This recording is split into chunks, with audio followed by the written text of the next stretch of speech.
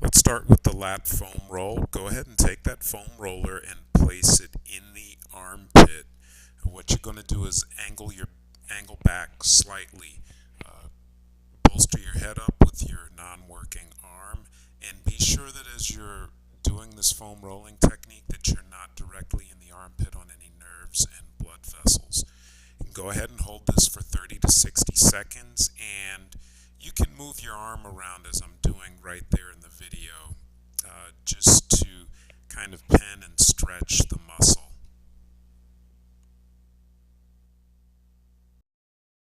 Next, take that foam roller and place it right in between the shoulder blades, and what you're going to do is lift those arms above the head and try to get those arms in line with your ears. Be sure that you're keeping your core tight so that you're not allowing any extra movement through your lower back.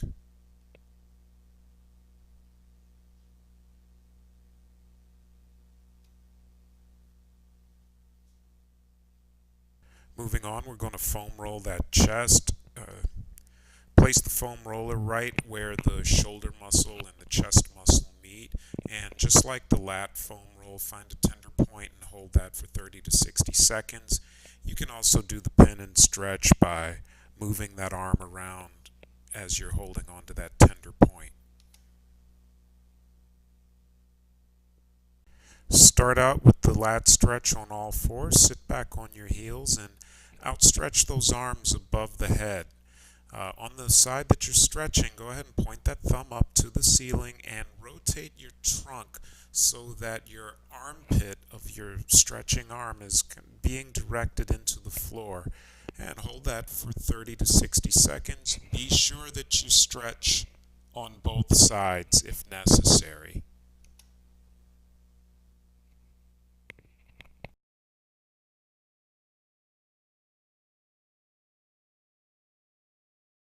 Practice the chest stretch. Lay face down and bring your stretching arm to roughly 90 degrees and hold it on the floor.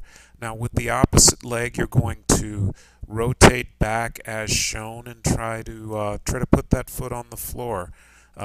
Be sure that you're doing this in a comfortable position and that you're not impinging on any one of your joints. And hold that stretch for 30 to 60 seconds and be sure that you get to both sides. This is a common area for tightness.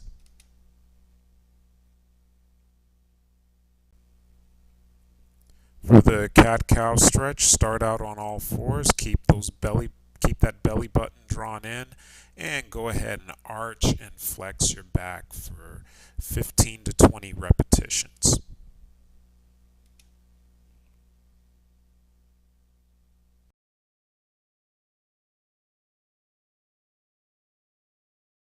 Staying in that all fours or quadruped position, what you're going to do is reach across to the opposite side of your body behind that posted arm and then pull your arm up, opening up the chest.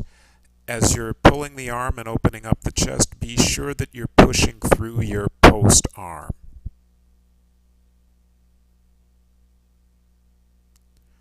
Perform for 10 to 20 reps.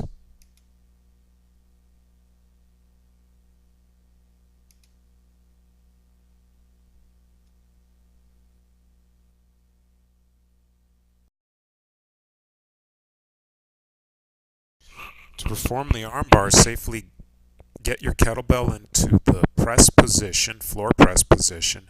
Take your off arm and flex it so that your arm is in line with the ears. With the foot on the kettlebell side, go ahead and push yourself into a side lying position.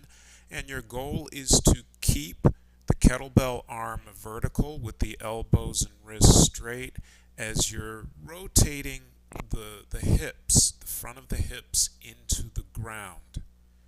On the bottom arm, you're going to gradually try to bring it behind your head to get another type of lat stretch. And perform this for a few sets of 3 to 5 repetitions.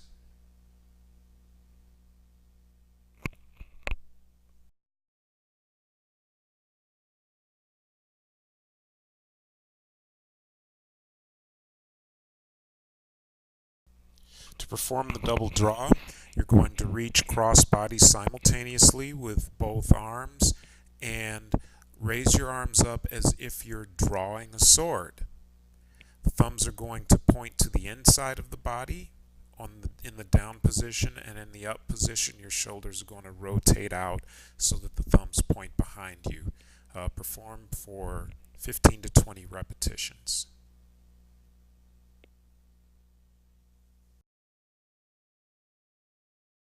To perform the parry, this time you're going to lift your arms up, leading with the pinky, crossing the arms in the midline of the body and opening the arms up as you go back down to the starting position with the arms at the sides. Perform this for 10 to 20 repetitions. To perform the prayer press, make sure that your hands, forearms, and ideally your elbows are touching. Lift your arms up as high as you comfortably can for 8 to 12 repetitions.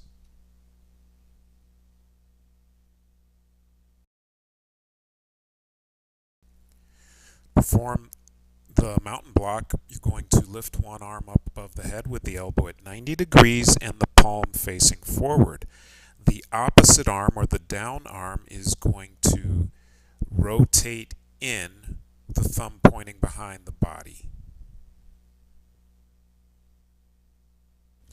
To perform the half get up, safely press the bell up from the floor press position, and you're going to drive through the foot on the kettlebell side, pivot on the elbow, and get up into this half get up position. Make sure that the shoulder on the bottom side is packed, you're not impinging anything or shrugging, and make sure that the arm on the kettlebell side is straight, meaning that there's no bend in the wrist or the elbow and you're not shrugging on this side. Perform a few sets of 3 to 5 repetitions using a light to moderate kettlebell.